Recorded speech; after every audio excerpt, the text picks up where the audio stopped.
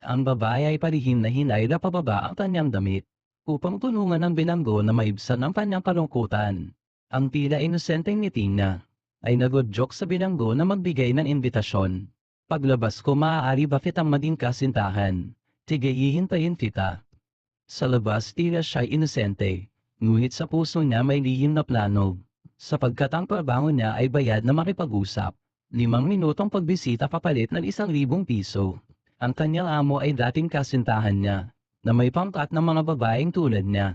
Isang araw ipinamigay niya ang script ng pakikipag-usap, at pinaalalahanan silang magayos ng maayos. Dapat may kaunting aura, at isuot ang jacket sa loob bago ito tanggalin. Sa kahabarin, si Xiaoxun ay napailing sa inis, habang pinapakinggan ang mga payo ng dating kasintahan. Sabi niya sa trabahong ito hindi lang tatawan ang mahalaga, kundi dapat maramdaman ng bilanggo ang halaga niya. At kapag tinanong kayo ng mga nasa loob, "Ate, paglabas ko pwede ba kitang hanapin?" Ano ang isasagot niyo? Dapat ninyong sabihin, "Sige, hihintayin kita." Dahil sa ganitong sagot na bibigyan ng pag-asa ang bilanggo. Ang maruming trabahong ito ay ginagawang parang pagtulong ng lalaki. Huwag mo maliitin ang sarili mo. Tayo ay nagbibigay ng connection din. Isang uri ng responsibilidad sa lipunan. Bagaman pa ng pagkamuhi si Xiaoxun, tinanggap pa rin niya ang trabahong ito. Noong niloko siya ng dating kasintahan at dinala sa lungsod, napilitan siyang pumita sa pamamagitan ng pakikipag-inuman. Ngunit dahil mahina ang kanyang tiyan, lagi siyang nagsusuka matapos uminom. Kaya kahit hindi marangal ang bagong trabaho, mas mabuti na ito kaysa sirain muli ang kanyang kalusugan. Araw-araw siyang nakikisalamuha sa iba't ibang bilanggo, at kumikita ng malaki gamit ang matamis niyang ngiti. Ngunit isang araw binigyan siya ng dating kasintahan niyang si Jean ng bagong gawain. Ngunit iisa lamang ang itinakdang kliyente para sa kanya. Nasa si Xiaoxun dahil sobrang kaunti ng kikitain. Kaya't lumapit siya sa katabing silid para tanungin si G. "Bakit ngayong araw isa lang?" "Dahil mas malaki raw ang bayad. Gusto ko ng patas." "Gaano kalaki ba ang mas malaki?" 2,000. Ang bagong kasintahan ni G ay lumingon. At laking gulat niya na ito pala ang matalik niyang kaibigan. Nang makita niyang niyakap ng kaibigan si G, parang tinusok ang puso ni Xiaoxun. Kaya tahimik nang tiniis ang lahat. Ngunit ang bilanggo ay tila mahiyain. Hanggang sa pumatok siya sa salamin. Saka lang dahan-dahang kinuha ng bilanggo ang telepono. Ngunit nanatili itong tahimik. Ano man ang gawin ni Xiaoxun ay hindi ito nagsasalita, kaya't lam-English siya sa paligid. At ginamit ang kanyang panlaman. Ngunit ang bilanggo ay hindi nagpakita ng malaswang tingin. Isang sulyap lang at agad na umiwas. "Nahihiya ka ba?" Matapos niyang makuha ang 2,000, nagpunta siya at ang kaibigan upang mag-shopping. Ang ganitong trabaho ay ginagawa mong ang kanyang kaluluwa. Taming paggastos lamang ang nakapakuno ng kanyang puso. Kapag may pera dapat gastusin agad. Hindi ba't pera ay para gastusin? Paano kung bukas namatay ako? Ako ang gagastos para sa iyo.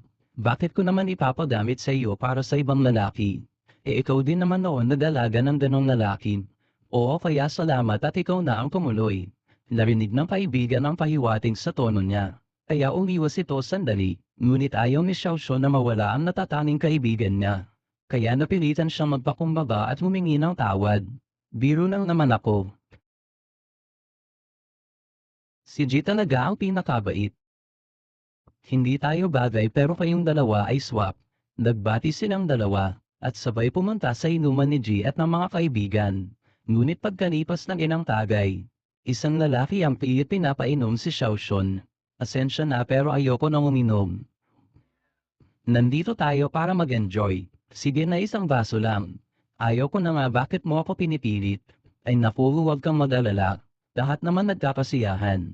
Inom ka na." Ayaw niyang mapahiya si G, kaya napilitan siya uminom ng isang baso. Ngunit biglang nalamig ang mukha ni G.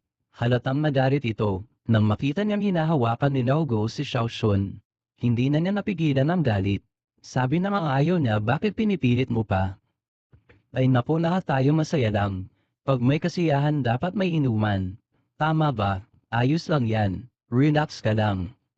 "Anong problema mo? Bingi ka ba?" Nainis si Naogo at nawala ng gana. Kaya umalis ito ng masama ang loob. Nang bumalik ang kaibigan matapos ang order, ay malamig na ang paligid. Mabilis na pinakalma ni G ang sarili. At saka kinausap si Xiaoxun. Maganda ang ginawa mo noong nakaraan. Malaki ang bayad at gusto ka raw ulit ng kliyente. Ha, ganun. Hindi inasahan ni Xiaoxun na babalik pa ang maniyain na kliyente. Kinabukasan muli siyang bumalik sa kulungan. Nang makita niyang tila mabigat pa rin ang loob ng kliyente, maingat siyang nagbigay ng kaunting aliw. Hayaan mong ibahagi ko sa iyo ang konting saya ko. Sa wakas nagsalita ang kliyente. Ngunit ang tanong nito ay labis na ikinagulat ni Xiaoxun. Masaya ka ba talaga? Siyempre masaya ako, ano pa ba? Pero ang tunay na masaya, hindi kailangang paulit-ulit na sabihin na siya'y masaya. Ang salitang iyon ay tumagos sa puso ni Xiaoxun. Ngunit pinilit pa rin niyang ngumiti. Sanay na siya sa mundo ng panlilinlang. At ayaw niyang ipakita ang kanyang kahinaan. Muli niyang sinabi na siya'y tunay na masaya. Ngunit tahimik lang na napatitig sa kanya ang kliyente. Hindi niya maiwasang umiwas ng tingin. At sa paglingon muli ay may bahagyang pagantig sa kanyang mata. Upang tapusin ang mabigat na usapan, ginamit niyang muli ang dating paraan. Ngunit umiwas lang ng tingin ng kliyente. Natila walang interes sa kanyang anyo. Ang weird mo ah, pinakita ko na nga sa'yo hindi mo pa rin tinitingnan. Bakit mo pa ako pinatawan? Sobra lang ang pera ko. Wala naman akong masyadong gustong pag-usapan. Pag-usapan mo na lang ang sarili mo. Nakakatawa rin namang magkwento mag-isa. Kaya naisip ni Xiaoxun na maglaro ng tanungan. Matapos isara ang kanyang damit, sumang-ayon ang kliyente na makipaglaro.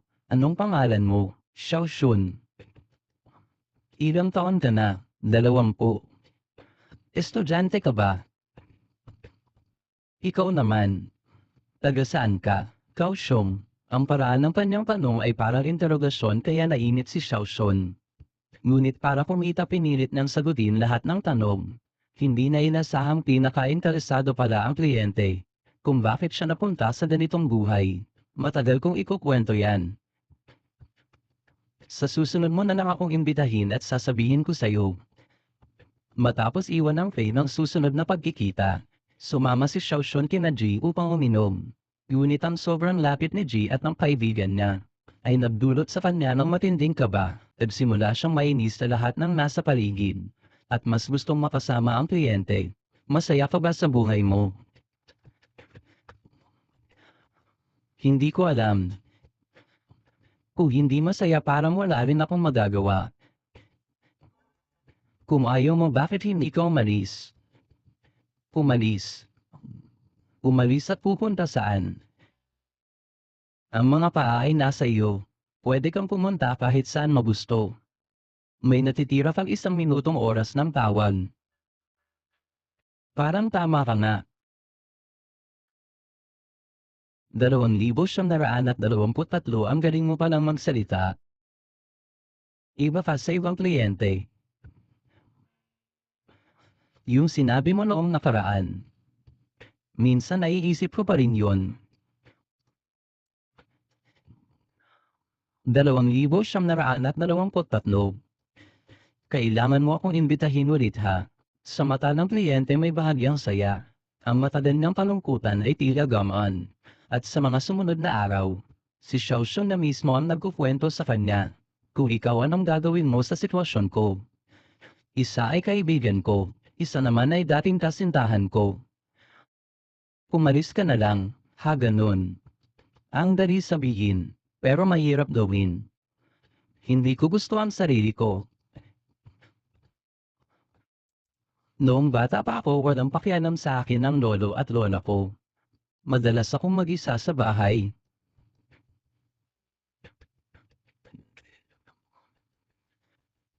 Sa totoo lang natatakot ako sa pag-iisa. Hindi naman masama ang pagiging mag-isa. Kapag mag-isa ka mas malinaw mong nakikita ang mundo. Hindi maintindihan ni Xiaoxun ang lalim ng sinabi niya. 1 minuto na lang natitira sa tawag. Habang papalapit na siyang magpaalam ng may panghihinayam. Napansin niyang may pasa sa mukha ng bisita. 2,923. Nakipag-away ka ba? Namamada ito dito. Walang problema. Inas ka palagi. Pagbalik na sa bahay, isinulat ni Xiaoxun sa pader ang mga salitang sinabi ng bisita. Para bang may kasama na siya sa mga salitang iyon. Hindi na siya nag-iisa, kahit may mga kaibigan at si JD sa tabi niya. Pakiramdam niya ay isa pa rin siyang tagalabas. Ang mga lihim sa puso niya. Gusto lang niyang ibahagi sa bisitang iyon. Kung gusto kong makahanap ng lugar na matataguan mo ang araw, pero hindi masyadong gagastos, saan mo sa tingin magandang pumunta? A bookstore siguro. Dati lagi akong tumatambay sa bookstore buong araw. Hindi mo naman kailangan bumili ng libro. Ang boring naman. Anong nakakaaliw sa bookstore? Hindi naman masaya ang bookstore. Nasa loob ng mga libro ang kasiyahan. Sabihin mo na lang sa akin kung alin ang pinakamagandang libro. Hindi mo pwedeng piliin ang pinakamaganda. Ang pinakamaganda ang pipili sa iyo. Napairap si Xiaoxun. Hindi pa rin niya maintindihan ang malalim na salita, pero hindi niya nakalimutan ang sugat sa mukha ng bisita. Matapos tingnan mabuti saka lang siya nakahinga ng maluwag. Lumiti ang bisita sa unang pagkakataon. At napuno ng saya si Xiaoxun. 2,923 may nagsabi na ba? Kapag ngumiti ka ang mga mata mo ay napakaganda. Wala pa. Ikaw ang una. Yeah.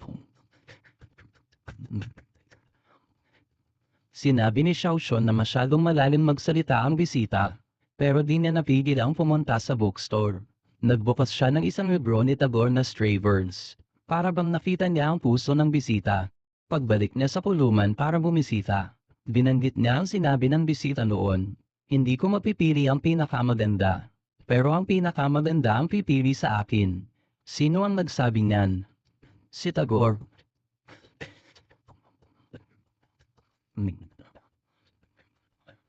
Alam ko.